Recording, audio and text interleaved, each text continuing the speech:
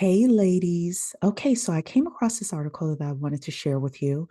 First of all, I am not a financial advisor, so check with your financial advisor to figure out what's best for your portfolio. But let's talk here about ETFs versus mutual funds. What is the difference and how to choose which one to buy? So, Exchange traded funds, or ETFs, and mutual funds are often used interchangeably since they share so many similarities and can accomplish the same crucial investment goal, which is diversifying your portfolio. Both enable investors to purchase a basket of assets, usually a mix of stocks and bonds, that were selected by teams of expert investors. But there is a significant difference between ETFs and mutual funds. For starters, during regular trading hours for US-based stock exchanges, you can purchase an ETF for whatever price it's trading, just like you're purchasing a stock. But with mutual funds, you have to wait until the markets close to buy them or sell them, since that's when their net asset value is calculated. There are a couple of other differences between ETFs and mutual funds. The first is the cost. So, ETFs, on average, index tracking ETFs shake out to about 0.18% of your investment annually. What that means is if you have $1,000 in an ETF, you pay about $18 in fees. However, with mutual funds, you're going to pay 0.50% on average. So for that same $1,000, you're paying $50 in fees.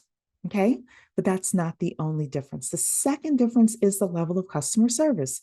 Mutual funds tend to have higher fees than ETFs because mutual funds are often actively managed by a fund manager. This means that there is an investment team of experts that keep close tabs on the fund's performance and trade securities based on what they believe will generate the best return for investors. So, which has better returns? It turns out historically that ETFs that track the S&P 500 do better than most mutual funds.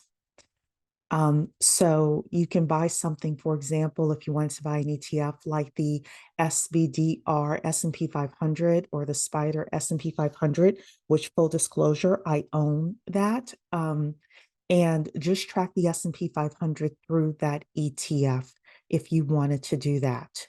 So what is the final verdict here? ETFs typically charge lower fees. They typically have higher returns, typically, not always, but typically.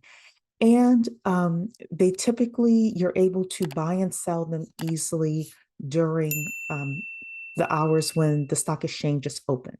So that's why you'll hear a lot of experts say that they would prefer to buy an ETF versus a mutual fund.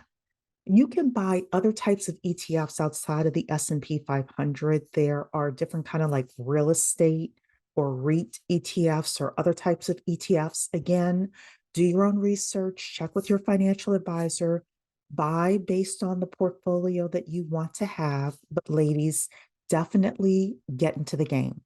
All right, take care, and I'll see you in the next video. Ladies, do you own a small business? Want to get grants for business loans, credit cards, or other types of funding?